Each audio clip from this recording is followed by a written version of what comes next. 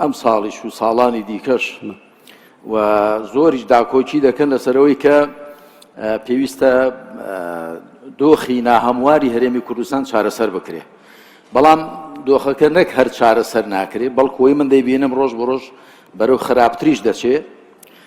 لە ڕاستیدا ئەوەی کە خراپتریشی دەکا لەلایەکەوە هەردوو لایەنی حکومڕانن، بەڵام دیسان پێم وایە حکوومەتی فیدراڵیش بێخەتا نییە کە ئاوا لە دۆخی هەرێمی کوردستان و ڕاماوە و خەڵک و جەماوەریش دیسان پشک و بەشیان هەیە لە کەم تەرخەمی و لێ بێدەنجیاندا. جاوەکو گوتم دۆخەکە من وای دەبینم کە شتێکی حاڵەتێکی خراپە و ئەگەر جاران تەنیا هەڕەشە هەبووە لەسەر هەندێک لە دەستکەوت و شتەکان، ئێستا وای دەبینم هەڕەشە هەیە لەسەر خودی هەرێم.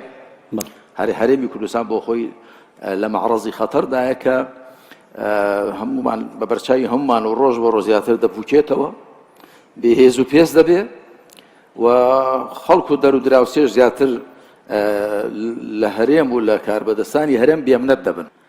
بۆیە دەبێت عەقڵیەتی ئیدارەدان و حکومڕانیمان بگۆڕین و دەبێت نەفسیەتیشمان بگۆڕین. ڕێک وەکو ئاەتە مبارەکەکەی خوا دەفەرمێ ئین الله لا یغەیر ما بقوم حتى یغەیروا ما بأنفسهم. خوا واقع هیچ کۆمەلگایەک ناگۆڕێت تاکو ئەوان دەرونی خۆیان نەگۆڕن. دەرونی خۆمانەوەتە بیرکردنەوەمان، هەست و نەست و دەروونمان و ئاکارەکانمان دەبێت ئەوانە بگۆڕین. واقع ڕەنگدانەوەی خۆمانە. پێش هەموو شتێک دەبێت ئەوانەی کە حکومڕانن لەم وڵاتەدا پێشە بێمە سەر باسی ئەوان، دەبێت لەو کەوڵە بچووکەی خۆیان تێخەزاندووە، لەو قاوەغە بچووکە، قاوغی هەر شتێکەیە، حیزب گروپە چێ لێی بێنە دەر. حکومڕانی بە عەقڵی فراوان و بە دڵی گەورە و بە ئەخلاقی گەورە دەکرێت.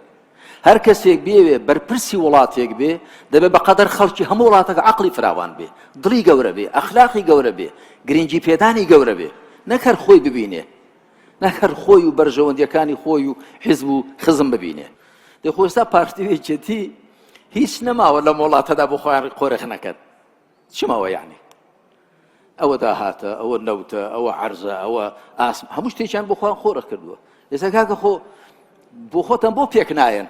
هەڵبەتە ناڵم پێک بێن لەسەر حیسابی خەڵک، ناڵێم پێک بێن لەسەر حیسابیەوەی کە شتەکان هەر لەدەست خۆتاندا بێت، چونکە ئەوە زوڵمە.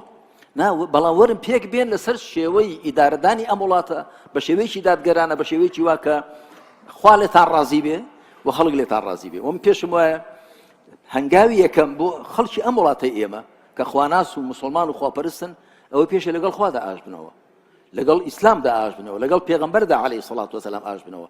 من پێمە هەر کەسێک چاودێری خوا بەسەر خۆی ببینێ زوڵم لە خەڵک ناکا. کوردەواری خۆمان دەڵێن لەو کەسە بترسێ کە لە خوا ناترسێ.